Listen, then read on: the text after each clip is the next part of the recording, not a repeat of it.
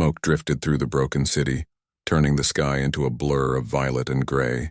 The battle had ended hours ago, but the sound of burning metal still echoed from far away. The alien woman lay half buried under stone and dust. Her breath came slow and painful, and her left leg throbbed where a sharp piece of shrapnel had cut deep into her flesh. She tried to move, but the pain made her cry out softly. Then she stopped herself, pressing a trembling hand over her mouth. If the humans were still nearby, they would hear her, and she had seen what humans could do in battle. She looked around at the ruins that had once been her city. Towers that had touched the clouds were now lying on their sides like broken bones. The air was heavy with the smell of smoke and heat. She whispered the names of her friends, hoping someone might answer. But the only reply was the hiss of fire eating what was left of the streets.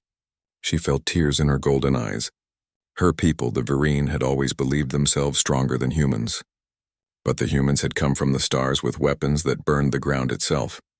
And now she was lying in the dust of her own world, unable to walk, unable to even call for help. She thought about her family. She remembered her sister's laughter and the songs her mother used to sing when the twin moons rose. The memories hurt more than the wound in her leg. Her people had called this invasion a mistake from the beginning. The humans had only wanted a mining treaty, but someone on the Vereen side had fired first. Then everything went dark. Now all that was left was silence. She pressed her palms over her leg, trying to stop the bleeding. The pain made her dizzy. Somewhere in the distance, she heard footsteps. They were slow, careful, and heavy. Human boots. Her heart raced. She tried to crawl deeper under the rubble, but her body refused to move. The sound grew closer until she saw a shadow through the dust. It was a man in thick armor, tall and broad, his face hidden behind a cracked helmet. He carried a weapon that looked as if it could end her life in an instant. Her pulse pounded in her ears. She closed her eyes, waiting for the shot. But it never came. Instead, she heard a voice, deep, tired, and soft. She opened her eyes a little. The human was kneeling beside her. He was scanning the rubble with one hand on his weapon, ready for danger, but his other hand was open, showing she was safe. She did not understand his words, but the tone was not cruel. It was careful, even gentle. He looked at her leg and then at her face. She shook her head and tried to pull back, but the pain made her cry out. Her voice was high and broken. The human froze for a second, then slowly removed his gloves. His hands were rough, marked with old scars. He reached out again, moving slowly like someone approaching a wounded animal. She trembled but did not stop him this time. His fingers touched the edge of the wound and she gasped. The pain was sharp, but there was no violence in his touch. He was trying to help her. She looked into his eyes through the cracked visor of his helmet. They were human eyes, brown and steady. She saw no hatred there, only concern. He took something from a small pouch on his belt and wrapped her leg with a white bandage. The cloth turned red almost instantly, but it stopped the bleeding. He spoke again, a few short words that his translator struggled to catch. The small machine on his wrist buzzed and flickered. After a pause, she heard faintly in her own language, "You are safe now." "No more fighting." She stared at him, trying to understand. Safe? How could she be safe when her entire city was gone? The human pressed a hand to his chest and said his name slowly as if to teach her. "Mason." The translator repeated the word in her language. She blinked, then whispered something like Masen. He nodded. For a long moment, neither of them moved. Around them, the battlefield was quiet except for the crackle of burning buildings. The sky above was filled with drifting smoke that glowed faintly under the twin moons. Mason looked around, then reached for her again, making a motion as if to lift her. She shook her head, afraid. He spoke softly again, the translator catching only bits of it. "No harm. I help." Before she could argue, he slipped his arms under her and lifted her from the rubble. She felt weightless for a moment, her head resting against his armor. She could hear the steady beat of his heart through the metal. She wanted to protest, but the warmth of his body was the first comfort she had felt in days. Her hand, almost by instinct, held onto the fabric near his shoulder. As he carried her through the ruined streets, she saw the remains of the city from a new angle. There were human machines parked between collapsed buildings. Some were broken, some still humming faintly. A few soldiers watched as Mason passed by with the alien woman in his arms. They didn't shoot. They just stared, confused. She felt their eyes on her and turned her face away, burying it against Mason's shoulder. He walked for a long time until they reached a small medical station set up in what had once been a market. The smell of burned food still lingered. Mason lowered her gently onto a metal bed. A human medic came forward, frowning when he saw her. Mason said something quickly, his tone firm. The medic hesitated but obeyed. He cleaned the wound while Mason stood beside her, making sure no one treated her harshly. Every touch still hurt. But when she looked at Mason, she saw that same calm expression. He was watching her like someone protecting something fragile. She didn't know why he cared. Maybe he was different from the others. Maybe he had seen enough death for one lifetime. When the medic finished, she whispered a word in her language that meant, "Thank you." The translator struggled but caught the meaning. Mason smiled faintly and nodded. Then he pulled a small blanket over her. For the first time since the war began, she felt the strange peace of being alive. As the night deepened, the camp grew quieter. Human soldiers moved like shadows, tired and restless. Mason sat nearby, his rifle resting on his knees, his eyes scanning the horizon. She watched him silently. He had removed his helmet now, and she could see his face clearly. He was young, but his eyes carried years of sorrow. She wondered if he had lost someone too. She thought about the moment when he had touched her leg. The warmth of his hand had broken through all her fear. She had frozen not because of pain, but because it was the first time she had felt kindness from a human.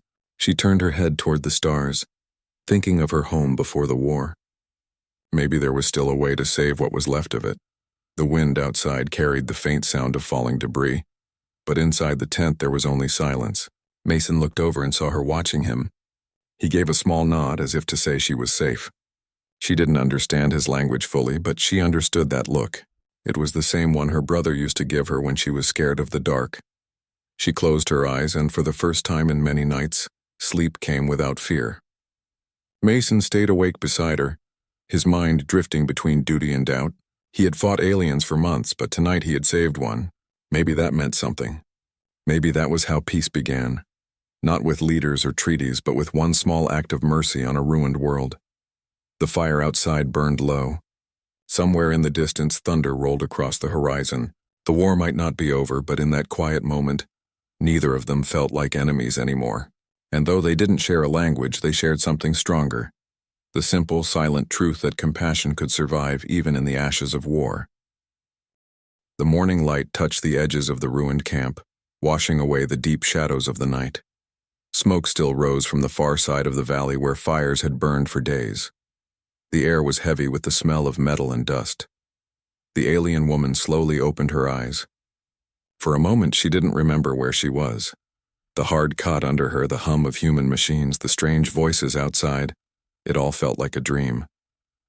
Then she saw the human soldier sitting nearby, cleaning his weapon, and the memory returned.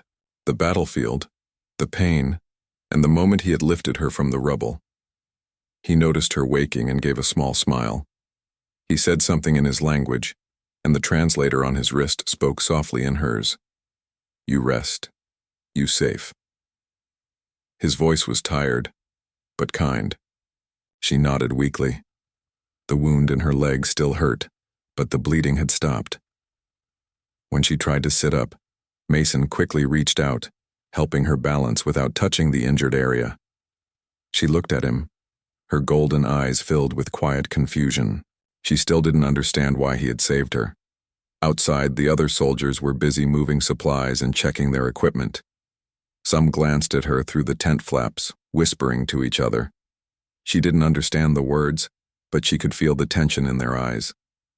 They didn't trust her. Maybe they thought she was dangerous. But Mason stayed close, as if his presence was enough to keep them calm. He brought her water and a small piece of food. She looked at it uncertainly, then took it with trembling hands. It tasted strange but warm. Mason watched her eat, his face quiet and thoughtful. When she was done, she whispered a soft sound of gratitude. The translator turned it into a single word in English: "Thanks." Mason smiled and nodded. Days passed slowly. She healed little by little, her strength returning. Mason visited often, sometimes to check the bandages, sometimes just to talk. At first, she could not understand much, but he repeated words again and again until she learned their meaning. Safe, friend, home, heal. The words became bridges between them. One evening, she watched him sit by the fire outside the tent. He was cleaning a small pendant that hung around his neck. It was shaped like a pair of wings. She pointed to it and asked through the translator, "Your mark?" Mason looked at it and nodded. "My brother's," he said quietly. "He died in the first attack." Her heart sank. So he had lost someone too. Her people had caused his pain, and yet he had saved her. She wanted to say something, but words felt too small. After a moment, she whispered, "Sorry." The translator spoke the word clearly. Mason looked at her, then shook his head. "No sorry," he said softly. "Just stop the hurt." That night, she lay awake listening to the wind against the tent. The camp was quiet except for distant engines. She thought about his words. Stop the hurt. Maybe it wasn't too late. Maybe she could do something, anything, to change what her people thought of the humans. She had seen kindness in their enemies' eyes. That truth mattered. The next morning, a message reached the camp. A Virine patrol had been spotted nearby, her people. The soldiers prepared quickly, their voices sharp with worry. Some wanted to move her away or lock her up. Mason stood in front of them, speaking firmly. She didn't understand all the words, but she knew he was defending her. His commanding officer gave him a long look, then finally nodded. Mason turned back to her. The translator buzzed and spoke. "Your people come. Maybe they take you home." Her chest tightened. Home. The word felt strange now. Could she still call it that after what had happened? She nodded slowly. Mason helped her stand. She was still weak, leaning on a metal crutch. When they stepped outside, the bright sky hurt her eyes. Soldiers watched her with mixed looks, some curious, some angry, some afraid. The Virine patrol appeared in the distance, moving cautiously through the smoke. Their armor gleamed faintly in the sunlight. Mason walked toward them, holding his weapon low, his other hand raised to show peace. She limped beside him, her heart pounding. The human soldiers behind them tensed, ready for anything. The air felt heavy with the memory of war. When the Virine commander saw her, his eyes widened. He shouted something in their language, disbelief and relief mixing in his tone. "You live?" he asked. She nodded. "Yes, because of him." She pointed at Mason. The commander's eyes hardened. "He captured you?" "No," she said firmly. "He saved me." Murmurs spread through the alien ranks. Mason stayed still, calm as stone. The translator on his wrist hummed quietly. He spoke in his slow, even tone, letting the translator carry his words. "No more fighting. No more dead. It ends here." The Virine soldiers exchanged uncertain looks. The commander hesitated. His hand hovered over his weapon, but he didn't draw it. The alien woman took a step forward, wincing from pain. "He could have left me. He didn't. He gave me food. He gave me life. If he can show mercy, then we can too." The silence that followed felt endless. The wind carried the smell of smoke and dust between the two sides. Mason's heart pounded, but he didn't raise his weapon. He just stood there, his eyes meeting the commander's. It was a quiet kind of courage that didn't need words. Finally, the commander lowered his weapon. One by one, the others followed. The humans behind Mason did the same. The sound of metal lowering to the ground echoed like a heartbeat across the ruined field. For the first time since the war began, there was no gunfire, no shouting, just silence. The alien woman looked at Mason and saw him smile faintly, tired but hopeful. She felt tears rise in her eyes, but this time they weren't from pain. The commander nodded slowly. "We will talk," he said. Mason nodded back. "Talk is good." The translator repeated it perfectly in the alien language. Over the next few hours, both sides gathered near the edge of the camp. They spoke through translators, cautious and slow. The alien woman sat nearby, her legs still, wrapped in bandages, watching the humans and Vereen exchange words instead of bullets. She saw Mason's calm voice soften the room. He spoke not like a soldier, but like someone who wanted the world to heal. When the meeting ended, the commander approached her. "He risked much for you," he said quietly. "Why?" She looked toward Mason, who was helping another soldier repair a comm device. "Because he is human," she said, "and maybe that means something we didn't understand before." That night the camp was still. The stars shone clearly for the first time in many days. Mason sat near the small fire again, the light flickering on his tired face. She limped over and sat beside him. They didn't speak for a while. The translator hummed softly between them. Finally, she turned to him and said, "You saved me. My people. They see that now." He looked at her, his expression quiet. "Good," he said simply. "You deserve peace." She smiled faintly. "You too." For a long time they just sat there watching the fire burn lower. The war wasn't truly over yet, but something inside both of them had changed forever. She no longer saw humans as monsters. He no longer saw aliens as enemies.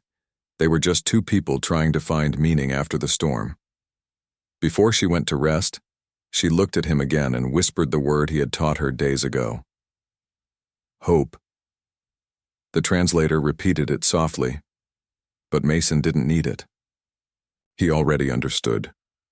He smiled, and in that small exchange between a wounded alien woman and a weary soldier, a fragile new beginning was born. A beginning made not of weapons or power, but of kindness, courage, and the simple decision to care when it would have been easier to hate. Far above, the stars seemed brighter than before, as if the universe itself had paused to witness that small moment of peace on a world that had forgotten what peace felt like.